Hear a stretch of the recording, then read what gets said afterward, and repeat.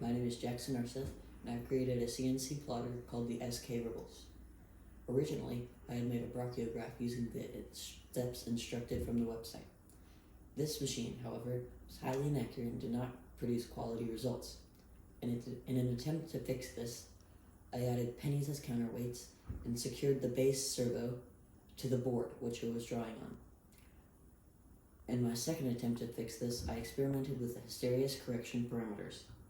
Neither of these, however, fixed the issue, and the brachiograph was still producing inaccurate results. I soon realized that it was very hard to draw straight lines with a hinged mechanism.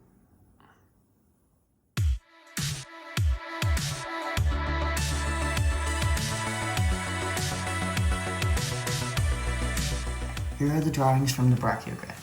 As you can see in this US map, most of the states are unrecognizable. The Mona Lisa also is unrecognizable. And this grid pattern, these lines are supposed to be directly on top of each other, and as you can see, they can get almost as far as 4 to 5 centimeters off. My second design is the SK Ribbles, which is inspired by simple CNC plotters. The SK Ribbles uses 2 stepper motors to control the motion. The belts are connected to the board and this mechanism. They are supported by linear rails. The motors also have these motor controllers, which are connected to the Raspberry Pi. Each has its own individual controller because they need separate power supplies. I created my own code to control this SK Ribbles. The first thing the code does is resize the image so it fits inside the bounds.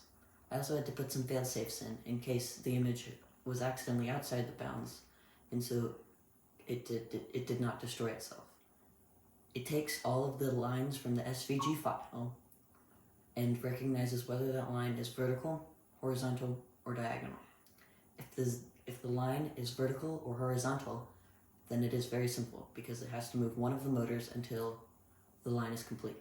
But it gets more complicated when the line is diagonal, because both motors have to run simultaneously, but at different amounts.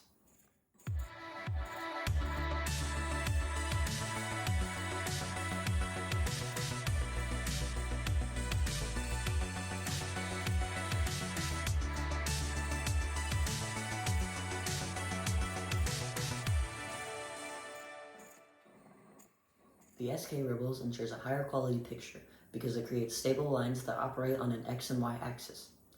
One problem that I would still like to address is that the pen's pressure on the paper will sometimes dislodge it from the clothespin. One better mechanism for this would be to use a spring to apply constant pressure to the paper.